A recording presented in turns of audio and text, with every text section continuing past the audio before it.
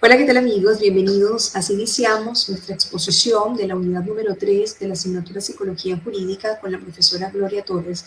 Vamos a hablarles y vamos a hacer un análisis acerca de este maravilloso libro que es El encuentro con la sombra. Específicamente, mis compañeros y yo les estaremos hablando del capítulo 1, el capítulo 7 y el capítulo 17 de esta maravillosa obra que es El encuentro con la sombra de Carl Jung. Mi equipo está conformado por Manuel García, Mariela Llanes, Juan Pedro Pereira, María Gadea y por supuesto esta servidora Arlinelli Álvarez. Antes de iniciar este análisis, el capítulo número 1, quiero especificar o hablarles acerca de la definición de la sombra según Carl Jung. Es el arquetipo de la sombra que representa el lado oscuro de nuestra personalidad, esos rasgos y actitudes que el yo consciente no reconoce como propios.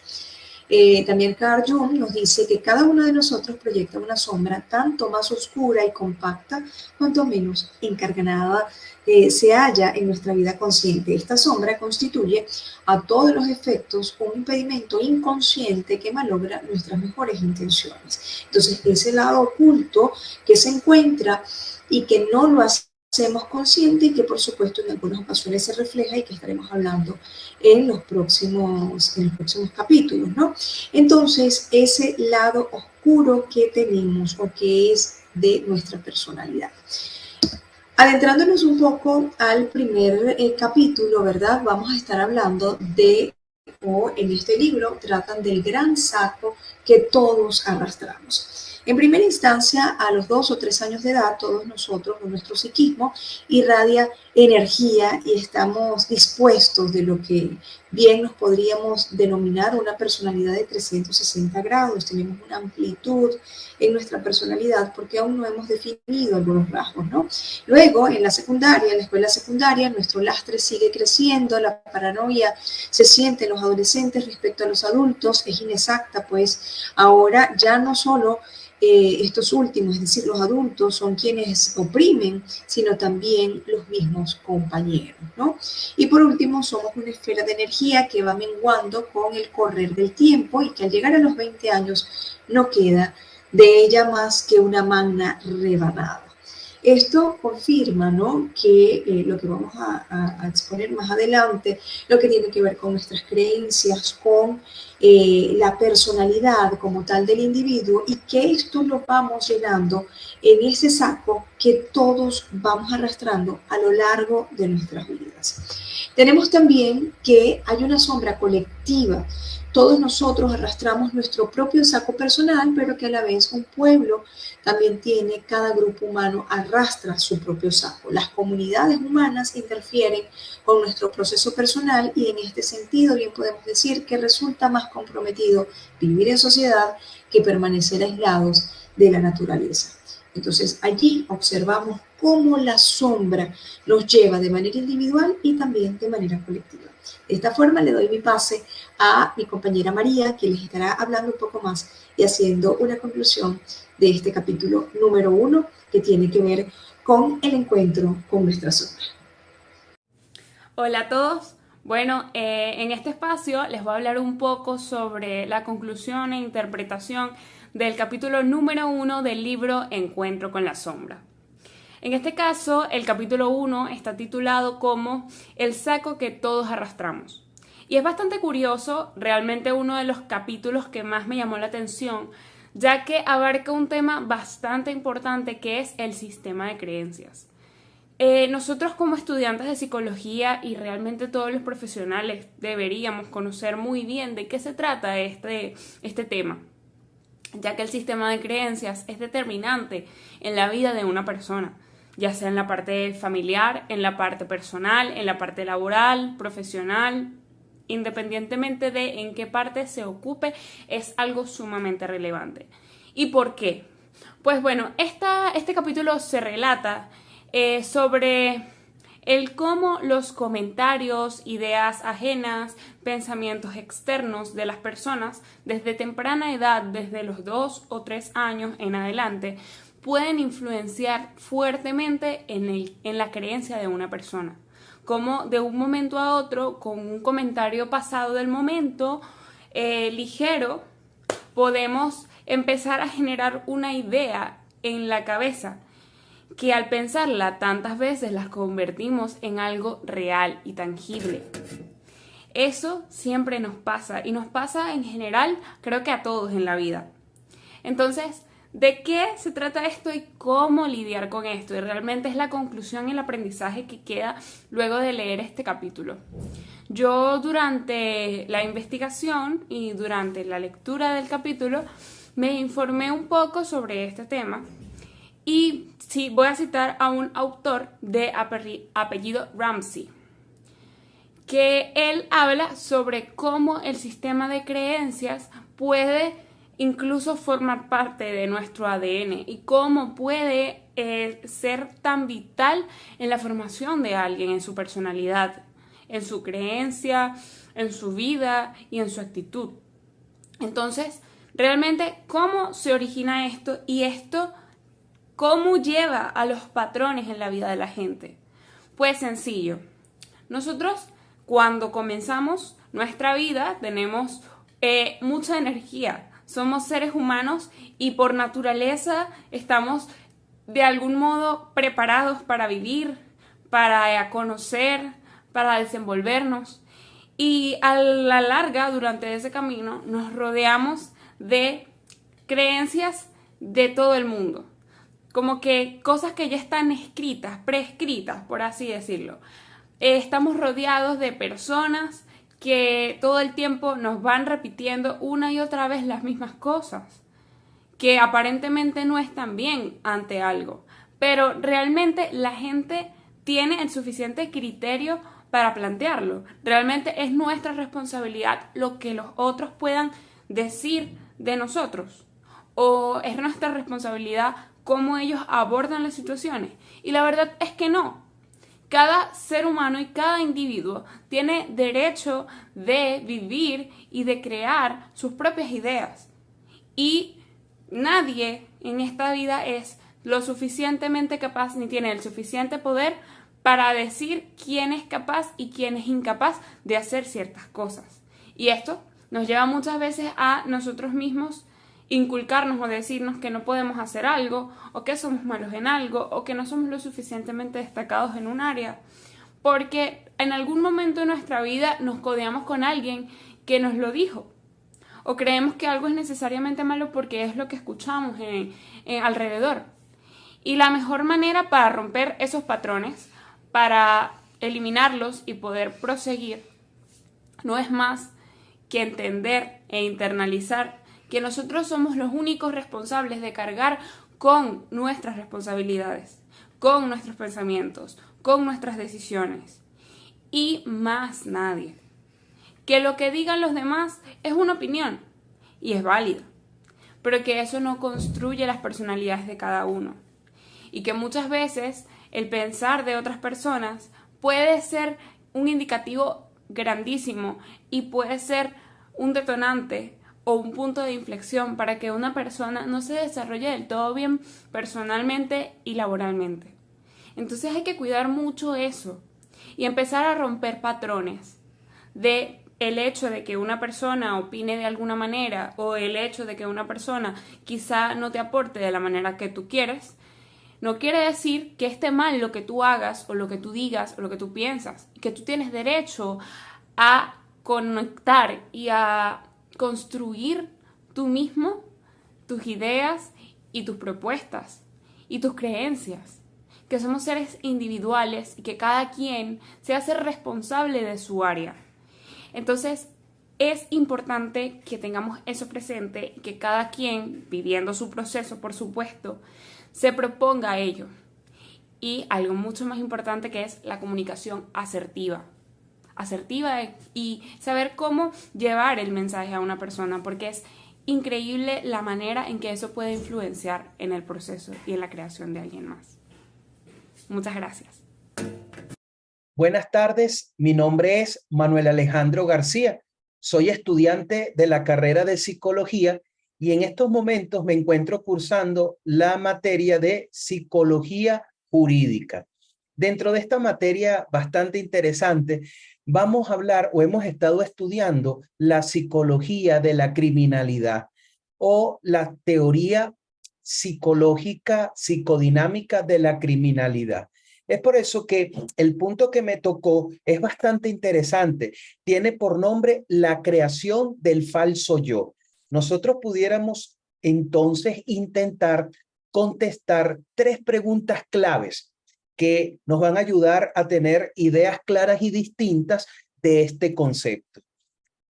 ¿Qué es el falso yo? ¿Cómo se forma y cuál es su función dentro de la psique? Y por supuesto lo vamos a relacionar con el tema que nos ha tocado, que es precisamente el de la criminalidad o la teoría psicodinámica de la criminalidad. Bueno, vamos a partir de un hecho, y es que nosotros cuando nacemos psicológicamente integrados. Nosotros nacemos dentro de una familia y pudiéramos decir, citando a algún autor que decía que todo comienza en la familia, y es que precisamente es el lugar no solamente de reposo, sino es el lugar donde nosotros vamos a tener nuestros primeros encuentros con nuestra propia existencia y por supuesto con el reconocimiento del mundo que nos rodea. Pero resulta que la sociedad marca una serie de pautas o de normas que nosotros tenemos que seguir. La sociedad, vista en este caso, también pudiera ser como la familia. Pero resulta que hay muchos, pudiéramos decir que hay muchas situaciones donde pensamientos y acciones que la sociedad no avala. Y entonces, en el niño, comenzando su proceso evolutivo, el niño va a reaccionar a estas situaciones de diversas maneras. La primera va a ser callando, ¿verdad? O haciendo de manera escondida aquellas acciones o hablando, materializando esos pensamientos, pero de manera oculta a los padres, a los mayores o a la sociedad. Ese es el primer paso. El segundo paso es que, y aquí es donde viene, pues resulta que ante esas situaciones que la sociedad o los demás no aprueban, el niño va a comenzar a reprimir esas emociones, esos sentimientos, esos pensamientos y por supuesto las acciones. Pero esa represión, ¿verdad? Esa represión no va a quedarse ahí, sino que entonces como respuesta a esa represión, el niño va a crear algo que se conoce como el falso yo. ¿Qué es el falso yo? Pudiéramos definir ese falso yo como una respuesta o mecanismo de defensa que el niño crea, que el ser humano crea, que el niño crea para defenderse del entorno y evitar, defenderse del entorno, adaptarse al entorno y evitar heridas en su vida, en su psique, en su existencia. Ese falso yo pudiéramos decir que es una respuesta o un mecanismo de defensa. Ahora, ¿cómo podemos nosotros eso definirlo de una manera más clara o con un ejemplo? Bueno, pues resulta que una mamá es represiva. El niño, ¿verdad? El niño reprime sus emociones, sus sentimientos, sus palabras, lo reprime. Pero para evitar sentirse herido con esa represión, ¿verdad? Va a buscar y va a crear un falso yo. Y entonces es el falso yo específicamente con lo siguiente. El niño comienza a ser duro, comienza a adoptar una personalidad rígida y entonces pues resulta que cuando alguien es amoroso con él, él se pone esa coraza, ¿verdad? De no quererse dejar amar, de no dejarse abrazar, porque es que yo soy duro, etcétera, etcétera.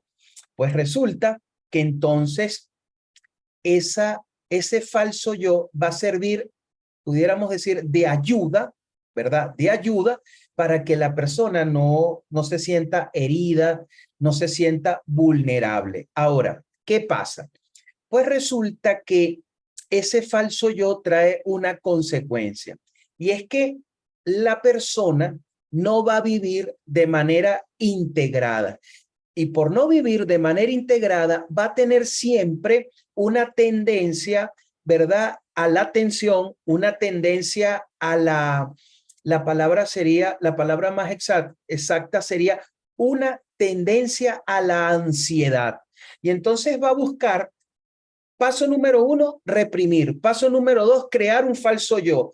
Luego va a buscar, como paso número 3, enajenar su yo, es decir, esconder esas acciones, esos pensamientos negativos no aceptados por los demás, lo va a esconder en un lado oscuro, en una sombra, como diría Jung, y eso puede traer como consecuencias que la psique no esté integrada. Y entonces es por eso que en algunos casos, algunos teóricos dicen que los criminales afloran de manera no controlada todas esas sensaciones, emociones, pensamientos y acciones reprimidas en un falso yo que busca no ser herido, pero que lamentablemente se hiere y hiere a los demás. Fíjense que para terminar, yo quisiera compartir con ustedes una pequeña lámina precisamente para compartir algo que me llamó la atención. Fíjense que pudiéramos decir así. El niño, ¿verdad?, cuando es criticado por sus rasgos negativos, va a buscar esta ingeniosa protección, que es la creación del falso yo. Ese falso yo es una respuesta o es una estructura de carácter que cumple una doble función. Aquí vamos a responder entonces a la pregunta ¿para qué? Y es encubrir los aspectos reprimidos del ser y protegerle de nuevas heridas. Es por eso que a veces nosotros decimos, esta persona parece un ogro, pero tiene un corazón como un osito de peluche. O en casos como que, bueno, he tenido la oportunidad de ver en algunos centros penitenciales, cuando los he visitado por motivos pastorales, donde asesinos, malandros, ¿verdad?, son muy duros, pero cuando hablan contigo de manera confidencial, muestran que tienen una emocionalidad, unos sentimientos que no parecieran que concuerdan con ese aspecto tan duro que muestran y a veces patológico.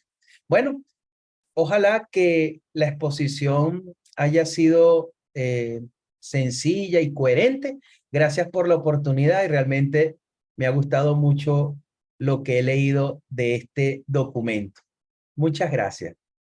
Un saludo para todos. Soy Mariela Llanes Díaz y en esta oportunidad les voy a compartir un tema bien interesante que forma parte de la asignatura Psicología Jurídica y parte de la doctora Gloria Torres. Voy a compartir la pantalla haciendo referencia a lo que es la psicología penitenciaria. La psicología penitenciaria forma parte de lo que es la psicología jurídica, que trata pues de brindar una respuesta a cuáles fueron las causas, los motivos que llevaron a una persona a delinquir, a tener un comportamiento delictual y que también pues, haya cometido un crimen. Están las teorías biológicas que tienen el enfoque en la genética, también teorías psicosociales que van a referirse a la importancia del entorno, de la familia, en la vida de la persona que comete actos delictuales, lo que es la teoría de la personalidad, la motivación que lo llevó a cometer dicho acto, igualmente la psicopatología, si hay alguna enfermedad mental, queremos decir. Y en este caso, pues, la actitud o el aporte propiamente del psicólogo jurídico penitenciario puede verse bajo un binomio normal y anormal. Pudiéramos verlo de la manera en que se califique este profesional de la psicología como si va a evaluar la conducta del privado de libertad, digamos de una manera si actuó normal o anormal. También hay una dicotomía, que es esa aprobación, desaprobación, que es la visión que tiene muchas veces el reo o el privado de libertad en cuanto a que este profesional de la psicología, este psicólogo penitenciario, lo va a vigilar, lo va a juzgar y castigar, o sea que tiene que ver con esa parte de la institucionalidad. Pero también hay otra mirada que lo va a ver como un canal de escucha, que lo va a apoyar, va a tener una relación con él de horizontalidad. Y ello pues es importante para conocer, digamos, esa parte humana de la persona privada de libertad o de cualquier persona pues que cometa algún crimen o la manera de comportarse, conducta.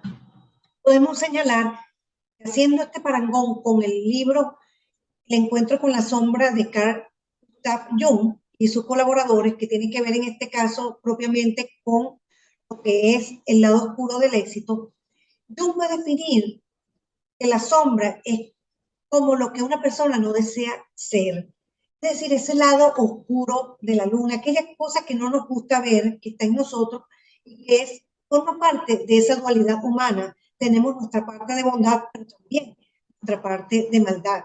Pudiéramos pues entender de alguna manera que todos nosotros tenemos esa parte o ese lado oscuro.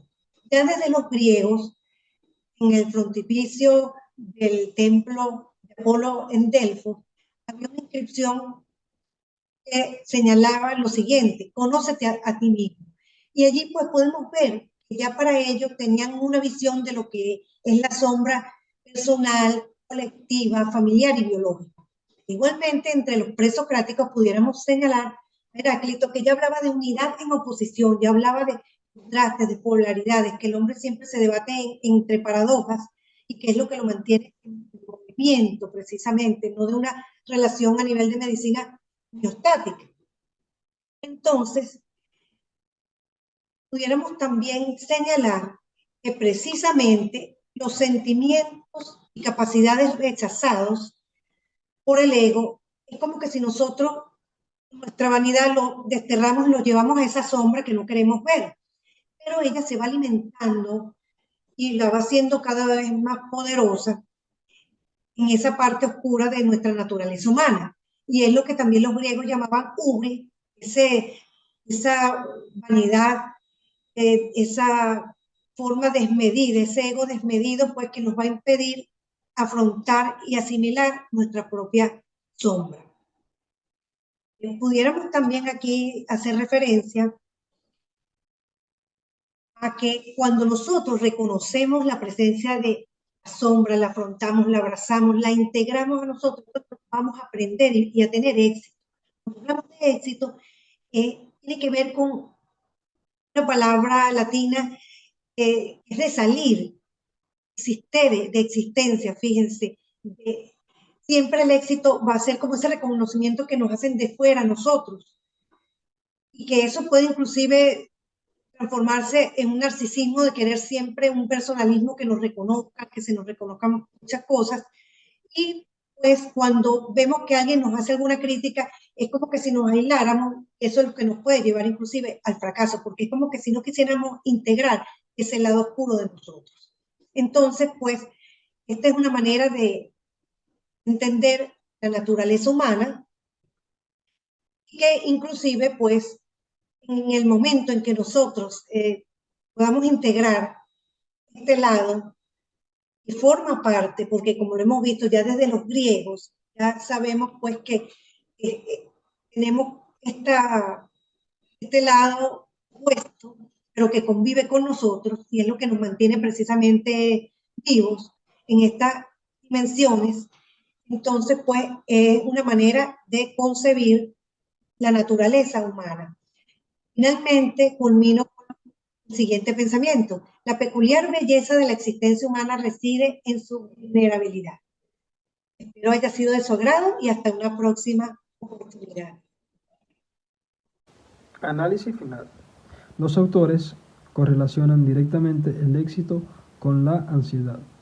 Ansiedad que por más miedo a perderlo, pasando directamente de la euforia a la inseguridad extrema, también adjudica este conflicto, asimilando la sombra a la arrogancia, también asimilando la inflación del ego. En estos casos, entonces, lo que es necesario para tener éxito es a menudo priorizado y exteriorizado la negación de aspectos como la conexión física y emocional, lo que en última instancia crea dificultades para la salud y el bienestar de uno mismo. Una vida basada en éxito financiero es extremadamente unilateral, ya que orienta al sujeto a priorizar y enfatizar aquellos aspectos de sí mismo que sean compatibles con la consecución de estos fines. Al mismo tiempo, muchos aspectos importantes de sí mismo fueron rechazados o reemplazados. Al final, esto es una gran paradoja, que la búsqueda del éxito masivo inevitablemente termine en fracaso, en miseria, en enfermedad y soledad. Sin embargo, esto no es así en todos los casos. O'Neill se refirió a lo que llamó un aprendizaje profundo a celebridades que pueden identificarse y extraer potencial de su propia sombra. Por ejemplo, como Churchill, Abraham Lincoln, Eleanor Roosevelt, Florence Nightingale y entre otros que se mencionan. En estos casos, por ejemplo, algunas personas han logrado el reconocimiento, pero también han aprendido de sus fracasos. Errores, integrado su lado oscuro. En la sociedad actual, la necesidad de triunfar es tan, pero tan fuerte que sabotea muchos aspectos de su camino. En la mayoría de los casos también se elimina la individualidad, dejando autómatas que obedecen y obedecen solamente para tener éxito. Por ejemplo, las consecuencias de esta condición se observan todos los días en la depresión, en la ansiedad y los trastornos psicomáticos. Reconocer la sombra del éxito que a veces nos imponemos tan estrictamente hace que sea posible evaluar qué es para nosotros el éxito y que otros aspectos puede tener o influir en nuestra vida. Es una forma de recorrer los caminos individuales de una manera más sana, dándonos cuenta de lo que nos estamos perdiendo y ayudándonos a equilibrarlo. Muchas gracias.